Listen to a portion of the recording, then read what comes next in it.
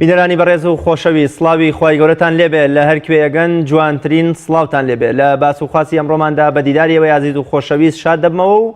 باز لە شکرانە بژێری دەکەین لەسەر نیعمەتەکانی خی گەورە. دەگەڕنەوە پیاوێکی عابید لە بەنو ئیسرائیل 70 دانە ساڵ لە پەرستگاکەی خۆیدا لە شوێنی عیبادەتەکەی خۆیدا خەریکی پەرستش و ڕەزامەندی بەدەستهێنانی خی گەورەیە. پاشتر مەلائیکەتێک بە نوێنەرایەتی خی گەورە دەچێتە خزمەتی و پێی دەڵێ لە پای ئەو هەموو عیبادەت و پەرستشەی کە کردوتە ئەوە خی گەورە لێت ڕازی بووە و لێت خۆش بووە. کابراش بە لوودبەرزیەکە دەڵێت چما من چیم کردووە تا خوا لێم خۆش بێ. پاشان کابرا تووشی جۆرێک لە نەخۆشی دەبێ و وەکو دەڵێ لە نێو کەفا و لە نێو جۆرێک لە ئارەقەی خۆیدا دەگەوزێ و دەمی دەچێتە نێو قڕاوەوە تا ڕۆژی دواتر بەو شێوەیە دەمێنێتەوە کە توانای هیچ جوڵە و هیچ قسە و هیچ بزوتنێکی نامێنێ. ڕۆژی دواتر مەلایکە دێتەوە خزمەتی و کە چاکی دەکاتەوە دەڵێ 70 دانە ساڵ عیبادەتت هێشتا نەتوانی مافی ڕەگی لاملی خۆت بدەیت کە لە دوێنێەوە تۆ بەدەست نەمانی ئەو ڕەگی لاملێتەوە تووشی ئەو نەخۆشیە بووی، تووشی ئەو ناڕەحەتی و ئازارە بووی. بۆیە مرۆڤ هەمیشە دەبێ بە چاوی سوپاسگوزاری و شکرانە بژێریەوە لە خی گەورە و لە نیعمەتەکانی بڕوانێ. ئەوە تا خی گەورە لە قورآنی پیرۆزدا پێمان دەفەرمێ وئین تەعودوا نیعمەت الله لا تحصوها. ئەگەر ئێوە بتانەوێ تەواوی دار و درەختەکانی سەرزەوی بکەنە قەڵەم و ئاوی ڕووبارەکانیش بکەنە مرەکەب، تەواوی نیعمەت و پێدراوەکانی خی گەورە بژمێرن لەسەر خۆتان، ئەوە هیچ کاتێک لە ژمارە نایەن و ئێوە لەو ئەرکە کۆڵ دەدەن و لە توانای ئێوەدا نییە بتوانن نیعمەت و پێدراوەکانی خی گەورە بژمێرن. هەر یەکێک لە ئێمە کە بۆ منە زۆر جار گلەی لە نەبوونی سەروەت و سامان و شەهادە و کۆمەڵێشتی دیکە دەکەین، بەڵام بە هەر لە جەستەی خۆمانەوە سیر بکەین، بزانین لێدانەکانی دڵمان، چاوتروکاندنمان بۆ منە ئەو هەموو ئێسکە پەیکەرەی لە جەستەماندا هەیە، هێنانی خوێن و بردنەوەی خوێن، هەناسەدان و هەناسە وەرگرتن و تەواوی ئەرکەکانی تری جەستەی مرۆڤ چ شکرانە بژێریەکی دەوێت، چ نیعمەتێکی گەورەی خی گەورن کە بە بێویستی خۆمان ئەم لە شەی ئێمە بەردەوام لە جوڵە و لە بەردەوام لە کاری خۆی بەردەوامە و با پاشان سەیری ئەم گردونە ڕازاوی خی گەورە بکەین، تەواوی ئەو پێدراوە جوانانە لە ڕووەکەکان لە باڵندە لە ئاوی سازگار لە دیمەندە دڵڕفێنەکان کە ئەمانە هەمویان نیعمەت و پێدراوی خی گەورن بۆ بەندەکانی. زانا و عارفی گەورەی کورد مامۆستا سەعیدی نورسی ڕەزا و ڕەحمەتی خوای لێبێ دەفەرمێ شکرانە بژێری چەندین جۆری جیاجیای هەیە، بەڵام گشتیترین و هەمەکیترینی ئەو جۆرانە و پێڕستە گشتەکەیان بریتە لە نوێش کە باشترینی شکرانە بژێریە بۆ خی گەورە. ئێمە لەم بەرنمەیەدا باز لە شکرانە بژێریەکەین کە پێمان وابێ هەر یەکێک لە ئێمە ئەگەر کەمترین پێدراویشمان هەبێ وەکو پێدراوە مادیەکان یا ئەو شتانەی کە خەڵکی لە ئێستادا بە دوایان ڕاکە، بەڵام لەگەڵ ئەوەشدا بە ملیۆنەها بەخش و پێدراوی خی گەورەمان بەسەرەوەیە پێدەچێت نیعمەتی ئەقڵ و ئیمان و لەش ساغی گەورەترینی ئەو نیعمەتانە بن. ئێمە لەم بەرنمەیەدا دەپرسین شکرانە بژێری چییە؟ چۆن لە بەرامبەر شکرانە بژێری بۆ خی گەورە خۆمان ببینینەوە؟ لە بەرامبەر چیدا شکرانە بژێر بین؟ خی گەورە چۆن داوای لە بەندەکانی کردووە بە پێغەمبەرەکەی صلی الله علیه وسلم چۆن داوای لە شوێن کەوتوانی کردووە کە هەمیشە شکرانە بژێر بن بۆ خی گەورە و ئایا شکرانە بژێری تەنها لەسەر نیعمەت و شتە چێژبەخش و خۆشەکانە یان بوونە لە کاتی بەڵاو ناڕەحەتی و ئازاریشدا پێویستە ئێمە هەمیشە شکرانە بژێر بین. بۆ قسەکردنی زیاتر لەسەر ئەم بابەتە میوانداری زۆر بەڕێز مامۆستا هادی محەممەد زانای ئاینیم کردو. مامۆستایان زۆر بەخێر بێ و سپاس بۆ ئامادەبوونێت. سپاس بۆ دەستم خۆش. مامۆستا سەرەتا با بپرسم شکرانە بژێری سوپاسگوزاری لەسەر نیعمەتەکانی خی گەورە چییە و بەچی دەگوترێ؟ بەڵێ بسم الله الرحمن الرحیم الحمد لله رب العالمين والصلاة والسلام على سيدنا ونبينا محمد وآله وصحبه أجمعين. لحقیقەتە شکرانە بژێری دانانە بە نیعمەتەکانی خی پەروەردگارە و دەرچوونە لە چوارچێوەی سپڵەیی بەرامبەر هەر چاکەیە کە بەرامبەر ئینسان ئەکرێت. یەکێک لە هەر سیفەتە بەرزەکانی ئینسانی مسلمان ئەوەیە کە بەڕاستی لە بەرامبەر هەر چاکەیەکە کە لە بەرامبەری ئەکرێت جا لە خی پەروەردگارەوە بێ یا لە بەندەکانیەوە بێت سوپاسگوزار بێت. کاتە سوپاسگوزاری یعنی بەشێکە لە ئەخلاق، بەشێکە لە ڕەوشتی ئینسانی مسلمان، بەشێکە لە صفاتی جوانی ئینسانی مسلمان، بەشێکە لەوەی کە ئینسانی مسلمان لەوە بچێتە دەرەوە کە پێی بدرێت لەئیم، کە پێی بدرێت نمك بحرام سبلا نمك سفير هم أو شتان الكردوار يعني الكردوار شن مصطلحات وزارة كي جواني بدن ربو كسانيكا هم سباز جزارن وهم أوانك سباز جزارني أوانك سباز جزارني وثمان وكو سبلا كلمة براستي والشيء كبربا بيستي يقدر كسك شاكي لبرامبر بكري بلام أو عرفان بالزميلنا يعني أويك بي برامبري كراو بلشاكا ولا خير وبخشك خواي پروردگار شوي بخشي وام سپاس گزاري نكال لبيري بك باغا بيلي كبراسي بدل مكيه كواتش شكران بجري اعتراف كردنا بنعمتكاني خواي پروردگار لسر انسانو زۆر باش مامۆستا خوای گەورە بێتوانایی مرۆڤ وەکو ئاەتەی کە لە پێشەکەدا ئاماژەم پێ کرد بێتوانایی مرۆڤ دەرەخا بەرامبەر بە ژماردن یان بۆ حسابکردنی نیعمەتەکانی خوای گەورە پێم خۆشە لەبارەی ئەو ئاەتەوە قسەم بڵێ بۆ نمونە زۆر جار مرۆڤ گلەیی ئەکات شەکوا ئەکات کە بۆمە من نە دەوڵەمەندم نە شەهادەمەیە نە بۆمە مناڵم هەیە کۆمەڵێشتی دیکە کە بۆمە هاوبەشی نێوان مرۆڤەکان ئایا هەر بەمەندەی ئەم پێدراوانەی پێنەدراوە ئیدی ئەمە وەکۆڵێ بێبەش کراوە لە نیعمەت و بەخشەکانی خوا بەڵێ لە ڕاستی ئەگەر تاکو ئینسان نەگاتە حاڵەتێک کە هەندێک نیعمەت هەیە لە دەستی بدات ئەو کاتە بۆی دەرەکەوێت کە نیعمەتەکانی خوای گەورە چەند زۆرن بەسەریەوە يعني بۆ نمونە گەر تۆ کاتێک کە صحەت و تەندروستیت هەیە کاتێک کە نەخۆشە بی ئەو کاتە ئەزانی کە ئەمە چەند قیمەتی هەیە ئەم نعمەتی خوا کەواتەوە ئین تەعودوا نعمەت الله لا تحصوها لە ڕاستیە ئەوەیە ئینسان بەڕاستی ناگات ئەوەی کە بتوانین نیعمەتەکان بژمێرە هەروەکو خۆت شتێکت گێڕایە وەکو ئەیشلەن کەسێک چووە لای کەسێکی تر شەکوای حاڵی خۆی کرد کە فەقیرە و پارەی نییە و حاصل دەستی ناڕۆ و دەستی کورتە و هەژارە ئەویش لی پرسی چاود ئەفرۆشی بە 50,000 درهم بۆ نمونە وتی ئەی دەست دەفرۆشی بە ئەوە درهم بۆ نمونە وتی ئەی گوێچکەیەکت ئەفرۆشی بۆ بەوەنە وتی کەواتە وتی تۆ دەوڵەمەندترینی کەسی کە یعنی ئەو نیعمەتانی کە خوای گەورە پێداوی لە بەرامبەر پارە و هیچ حسابێکیان نییە مقارن ناکرێت بە حساب بە پارە قیاس ناکرێت پێوەرێک نییە لە بەرامبەر ئەمەیە تۆ کار ئینسانێک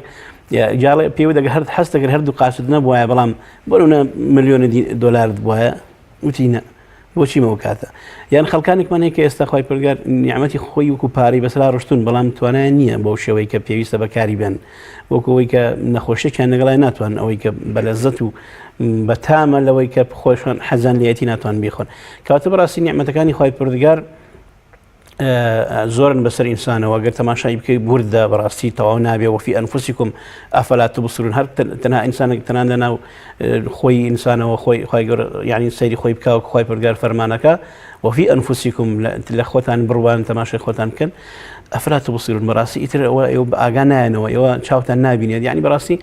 نیعمەتەکانی خوای پەروەردگار زۆرن هەر لە دەور و بەرمانە لە ژینگەمانە لەناو جسم و لاشەمانە لە کەینونەتمانە لە هەموو یعنی ئەگەر تۆ وردەکاری بکەی بەڕاستی ئەو ئاەتە ئەوەیە کە قورئانیش حەقیقەتی مطلقە کە بە هیچ شێوەیەک ئینسان ناتوانێت ئەوەی کە نیعمەتەکانی خوای پەروەردگار پێی دراوە بیژمێرێ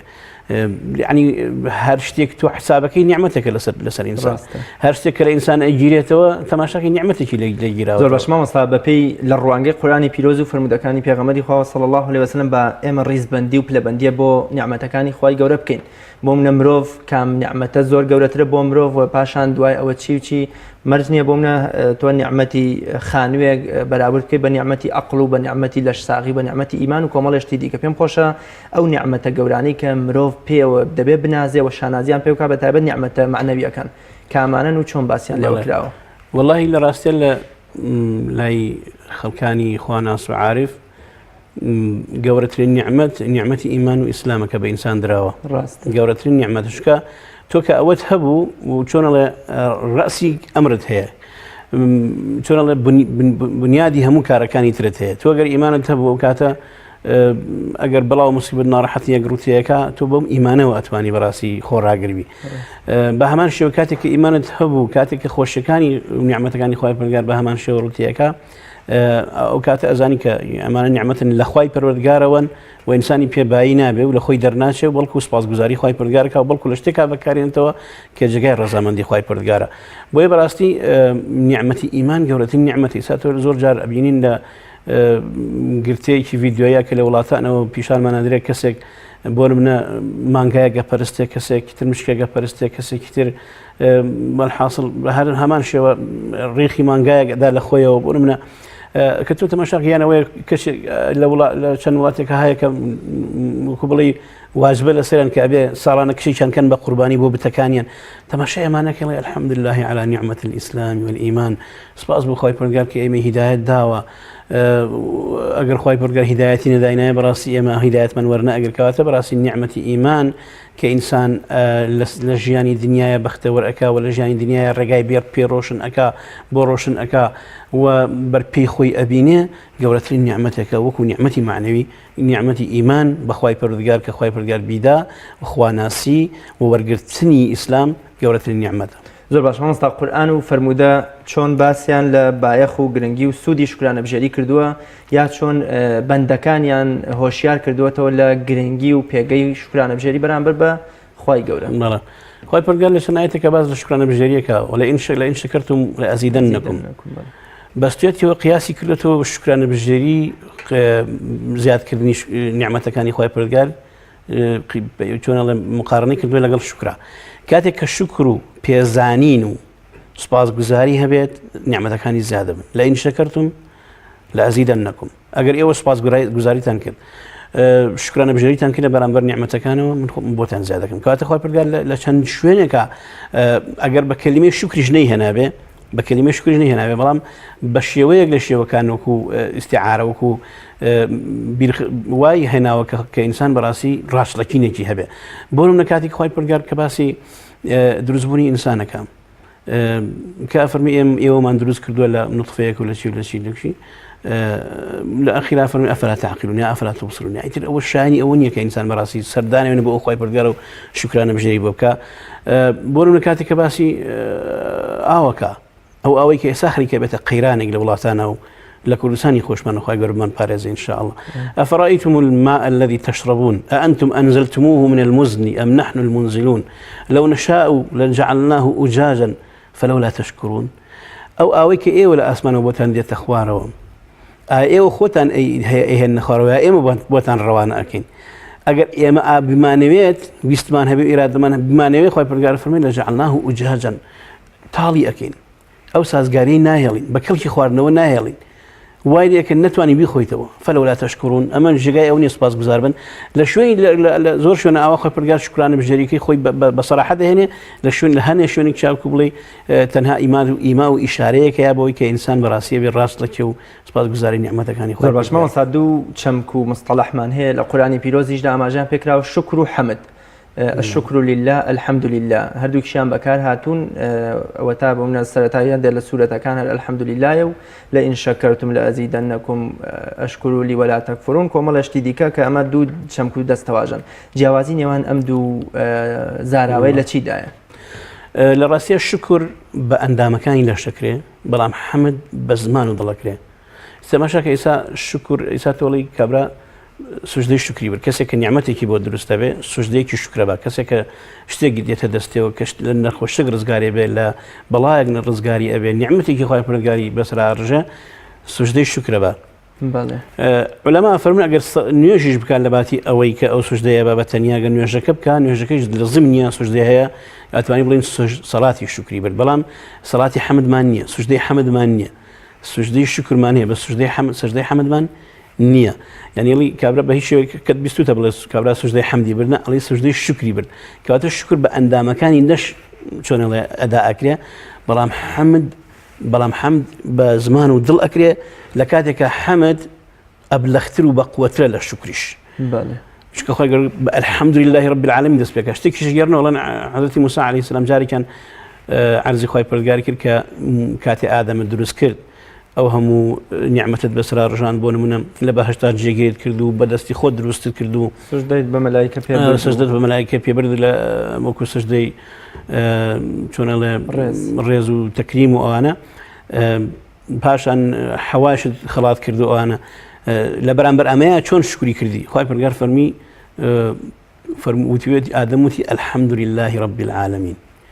کاتێک کەڵی الحمد لله رب العالمین گەورەترە لە شکر و بەقوەترە و ئەبلەغترە بۆیە الحەمد بە دڵ و دەروونە یعنی بە تەواوی تۆ ئیعترافەکەی بەوەی کە ئەو نیعمەتانە هی خوای پەروەردگارن بەسەرتەوەن و ئەبێ ئەدای شکریان بکەی کە ئەویش بەو کەلیمەیە الحەمد لله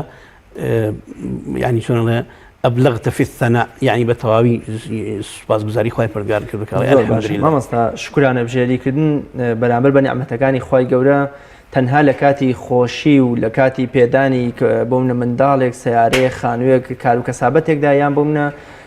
لە کاتی بەڵاو ناڕەحەتیەکانیشدا پێویستە ئینسانی مسلمان هەمیشە الحەمدوللا لەسەر زمانی وەکو چۆن کە پێغەمبەری خوا فێرمان دەکا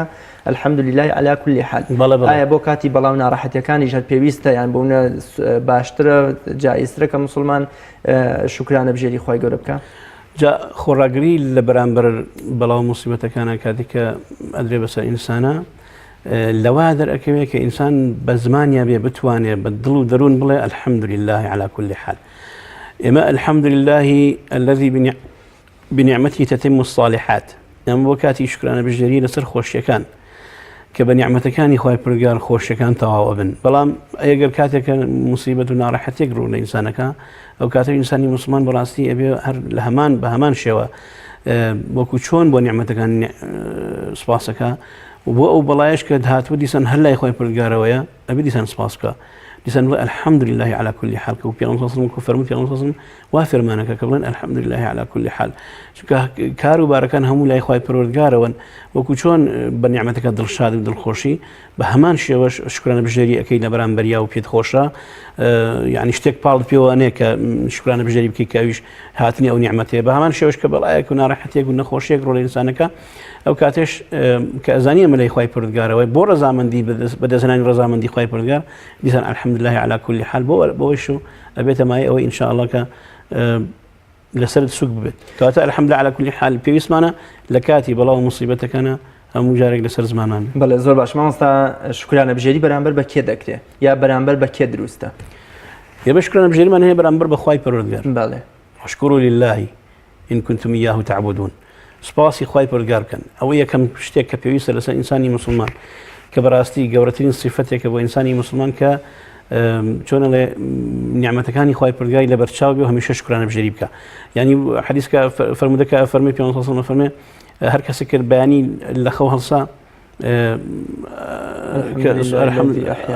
أحيانا بعدما أماتنا وإليه النشور بونمونا يكسر بشي دس بيكي بس باس كرني خواي پروردگار دس بيكي كيوارا كيتو ديسان سپاسی خواكي كلسن نعمتكاني كأمر برد كردو بيانيش بهمان شوا يعني سپاس گزاري خواي پروردگار لهم كاتو ساتكانا بيوستا إنساني مسلمان هميشا ليادي بي وزور حديث فرمودو بونمنا أذكار من هي كهميشه أو سپاس گزاري خواي پروردگار لسر إنسان بير أخنو وايناكن كغافل بلي هر إنسان أجر بونمنا أجر نعمتي جهاته بردس أجر هات وارنكو بزمانش بلا الحمد لله سپاس بخوا بس لدلا بزاني كهي خواي لا خوايا أو خوي بو خوي شكران بجري كردو كبهي خوي نزانه بآزادي خوي نزانه نلا إنما أوتيته على علم عندي وكو قارون وتي أمام من فكري خوم فكري تجاري هي بيري عقلي تجاري هي من كابرايك اللي زانم أم توانم بدسي بينم أجر أوين كر كواتا بهي خواي پروردگاری زاني أو سپاسی خواي پروردگاری كردوا بلام با پیوست إنساني مسلمان هميشه لسر زماني الحمد لله برامبر بخوا برامبر بدايكو باوك أن يشكر لي ولوالديك إلي المصير خواي پروردگار سپاسی دايكو باوك بستوتو بسپاسی خويا وآتينا لقمان الحكمة أن يشكر لله أن يشكر لي ولوالديك يعني علماء فرمون أم شكران بجدري كدايتي لقمان عليه السلام شلون يعني حكمة هربو خوي أو حكمته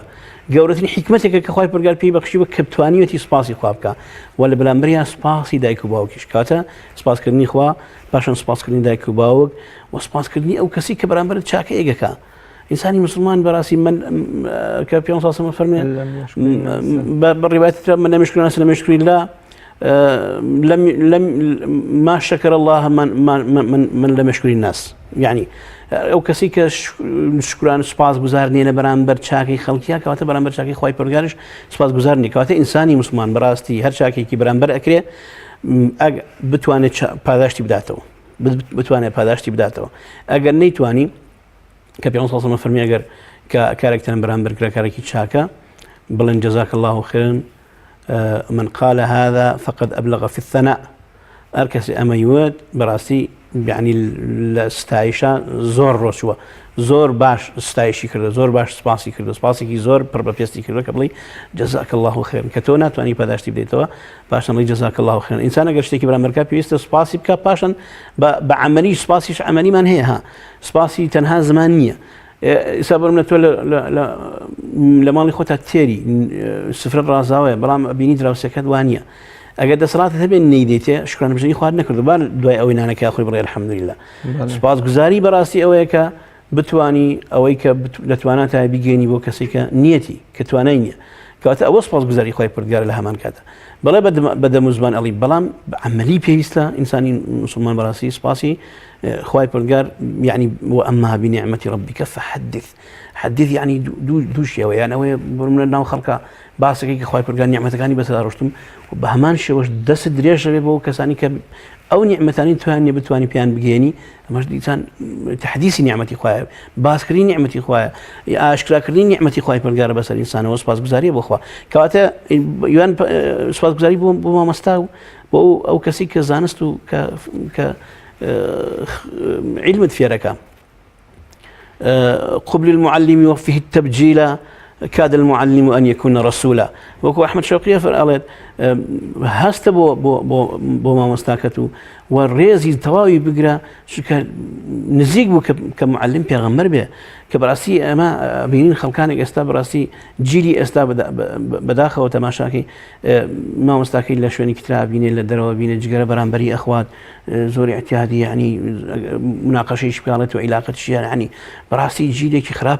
خراب هاتو اراوك كاجر هم فريانه كمين لوانيه اللي دسمان بشت لوانيه كارسات روباك تماشاكي جران معلم چن خاوني ريز بو كچن خاوني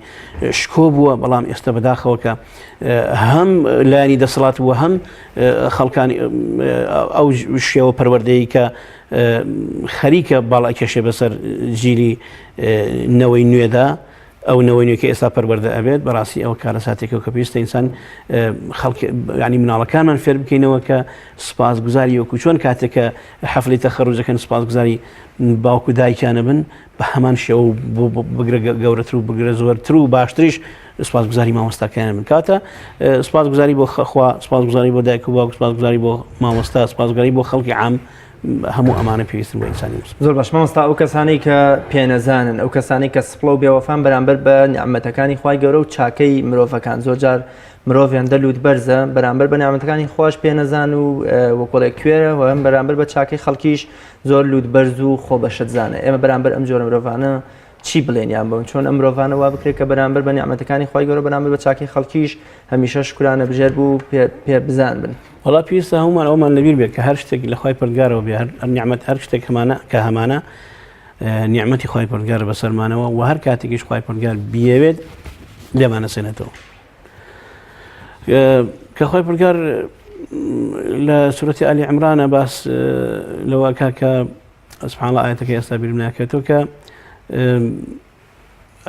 خەڵکانێک بەرزەکاتەوە خەڵکانێک نەوی ئەکا خەڵکانێک پێشتر نیعمەتی پێداوە لەیان ئەسەنێتەوە بۆ نمونە یعنی بەڕاستی ئەبێ ئینسان هەمیشە ئەوەی لەبیر بێ شعوری ئەوەی هەبێ کە ئەم نیعمەتە دائیمە نیعمەتەکانی دنیا بە هەموویانەوە کاتین دنیا خۆی کاتیە ژیان کاتیە عمری ئینسان کاتیە بۆیە هەر کاتێک نیعمەتێک لەبەر دێتە یعنی ئینسان پێشا دەبێ با بزانێت کە کاتیە و لدستي أشياء ناتواني لدستي منته يشكل عارفانه فرمي يعني دنيا عيب دنيا أويك يشكل عيب كان دنيا أويك هرشي لدستي مطمئني لو كده لدست أمنه هو أجر واب زين لدست أمنه تور دسي أو درسي أجر أول دسي تودر نشه تور دسي أو درسي كاتب راسي إنسان قد تيروانيني بوشت كان بعقلانية وشعور وهستو نستكي هبه براسي وكاتب سباس گزار أبيت ولبرامبرش أخوي برجار لنيوي آتك كفرمي ولئن شكرتم لأزيدنكم فرمي ولئن كفرتم إن عذابي لشديد وأجر سبلابن وأجر سباس گزار نبن أو سزاي من بقوته تماشى كفرمي ولا تكفروا ولا شوين ترافرمي كأهل باسي شوين ككفر فأكف كفرت بأنعم الله فآذاقها الله لباس الجوع والخوف بما كانوا يصنعون الله فرمي بيشتري ما نعمتي خوان بس لا رجان دبون أمنوا آسايشو جيان من بيدابون بلام فكفرت بأنعم الله بلام ما نسبات جزار نبون بسبلبون برامبر نعمتك كان إخوة فأذاقها الله لباس الجوع والخوف بما كانوا يصنعون بويك كرديان خواي برجار ترسو برسيتي خستني ناويانوا بويك خوان دسيان تياها وكتشيبو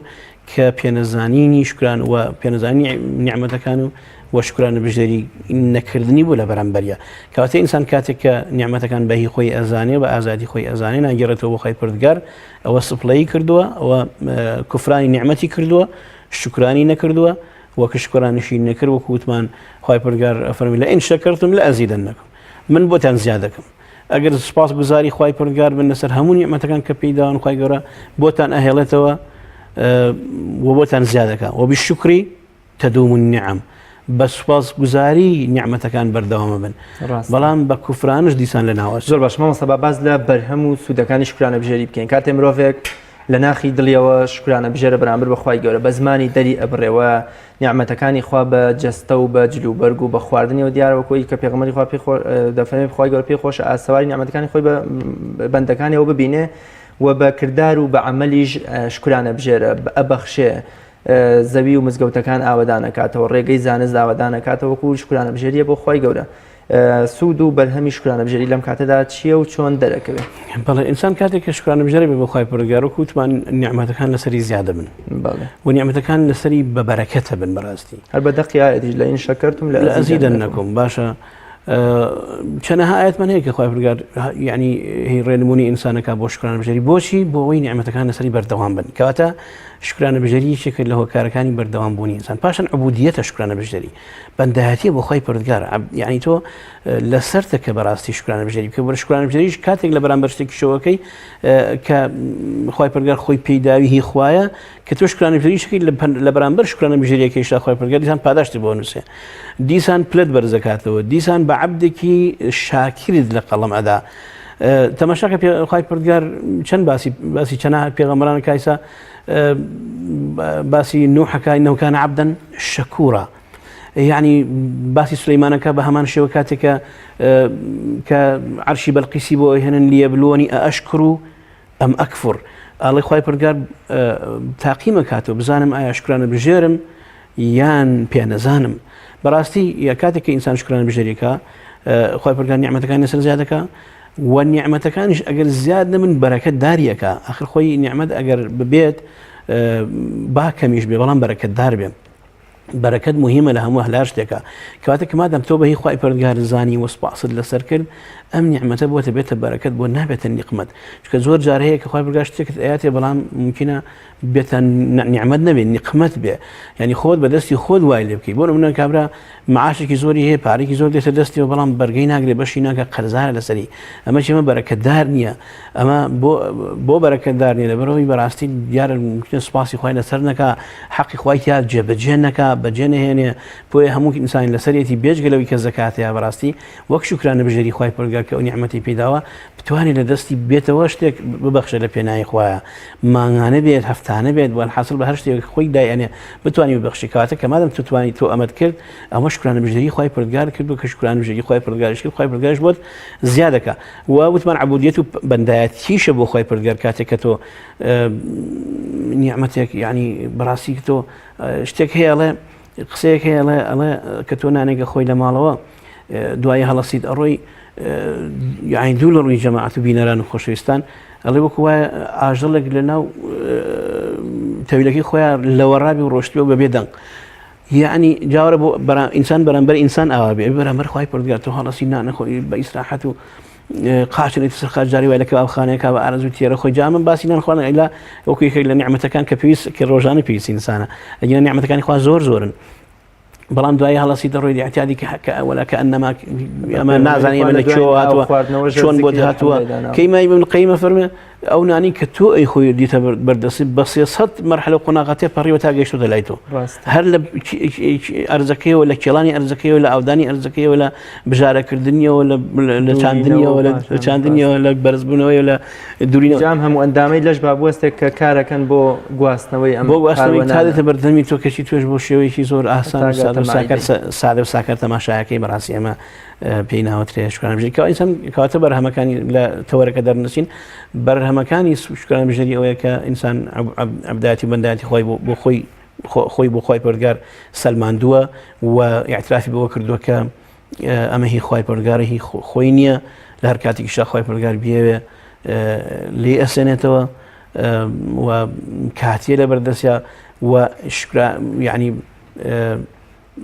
پاشان بەرەکەتداری شەبێت نیعمەتەکانی لەسەر زیادە بێت کەواتە ئێمە توانین بڵین ڕزق و ڕۆزی مرۆڤ بەهۆی شکرانەبژێریەوە ئەتوانین بڵین زیادە بێ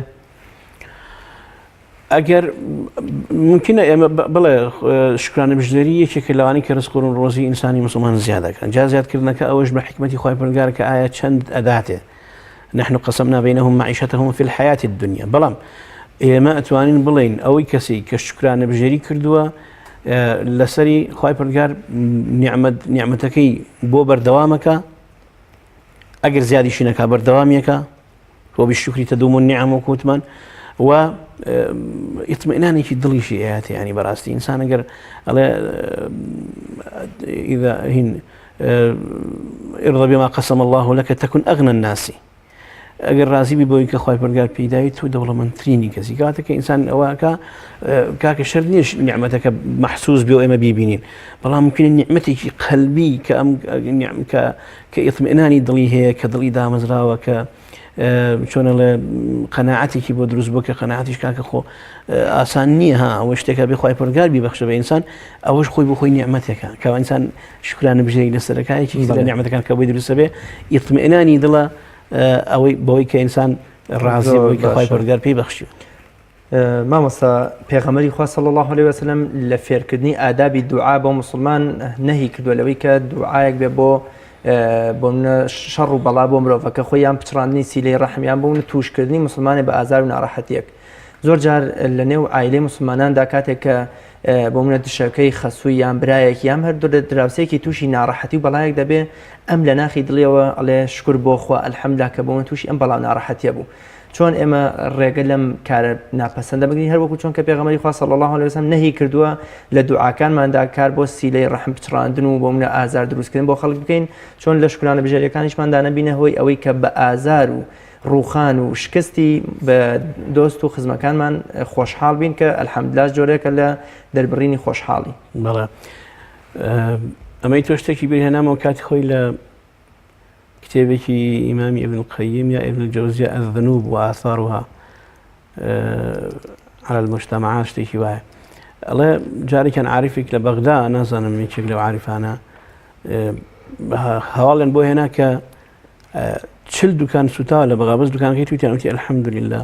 الحەمدولیلاکەی بۆ بوو کە یعنی کە دوکانەکەی تیان نەبووە بەڵام لە لایەکی شۆ ترسالەوەی ئەم ئەلحەمدولیلایی بۆ ئەو بێ کە خوا نەخواست پێی خۆش بێ کە ئەوان سوتاون و بەڵام ئەمی تیان نەبووە ئەڵێ ماوەی 40 ساڵە خەفەت بەو ئەلحەمدولیلاوە ئەخۆم کە ئەلەو کاتا کردومە لەبەرەوەی کاتێک کە تۆ یعنی خەبەرێکت بۆ دێت و هی مسلمانێک کە ناڕەحەتێکی بەرامبەر توش بۆ بڵێ ئەلحەمدولیلا لەخوا بەزیاوی وەڵڵا کارەساتە بۆ ئیمانی ئینسان بە هەموو شێ بەڕاستی یعنی چۆنە بێت ئینسان کابرای خۆشحاڵ بێ ئازار لێ دراویش زەرەری بەم گەیاند بێ هەر نابێت جا ئینسانی مسلمان بەڕاستی ئەگەر بگاتە ئەو مەرتەبەی کە ئەو کەسێکی کە چاکەی خراپی بەرامبەری بووە ئەم چاکەی بەرامبەریە بێ ئەم پێی خۆش بە ناخۆشەکانی خۆشحاڵ نەبێ ئەوە بەڕاستی مەرتەبەیەکی گەورەی ئیمانە ئینسان بیگاتێ کە کەسێک زەرری بۆ تۆ هەبوو کەسێک کە ڕقی لە توێ کەسێک کە تۆی ناوێ بەڵام کاتێککە ناخۆشێک دێتە بەردەمی تۆ پێت ناخۆش بێ بەڕاستی ئەوە یان پێت خۆشحاڵ نەبی پێی ئەو پەڕی ئیمانە بۆیە ئینسانی مسلمان لەسەرێتی بەڕاستی کەڵین شکرانە بژێر بێ بەرامبەر خەڵکی هەر بە هەمان شێوەش ئاوا کە خەڵکیش خوانەخوا شتێک ینی غەیری خۆی شتێک لە ڕوو ئەدا بەرامبەری کارەساتێکی بۆ دێتە پێشەوە بە هەمان شێوە نابێت خۆشحاڵ بێ خۆش جارێگەر مسلمان بن ئەوان ئەوە ئیتر دینەکەت بەتەواوی لە ئیمان بترسە واگەر مسلمانیش لە من بەهامان شێوە تۆ نابێ خۆشحاڵ بی بەوەی کە بەڕاستی خەڵکانێک تووشی زرەر و زیان ئەبن و بەڵکو ئەبێ ئینسانی مسلمان ها پێم کە خۆت وتت پێم ئێمە فێرەکە کە کاتێک دوعاکەین بۆ ئەوی دوعاکانمان قبول بێ دوعای شەڕ و قەتیعی ڕەحمیتیانە بێ یعنی دوعای شەڕ لە کەس نەکەیت دوعای خراپە لە هیچ کەس نەکەی پێغەمبەری خوا صلی الله علیه و سلم یەک جار دوعای کردو ئەویش لە ئەوانی کە قورئان حافظ قورئانەکانیان شتەهید کرد دوایەوە کە وازی لێهێنا ئیتر دوعای خراپی لە هیچ کەس نەکردو بەڵکو زۆر کەس کە خراپیان بەرامبەر کردووە تەنایی پێغەمبەری خوا حتا کە جیبرائیل هات فەرمی لە طائفە با من بۆ ئەو دووچوت بۆ بم بەیەکە فەرمی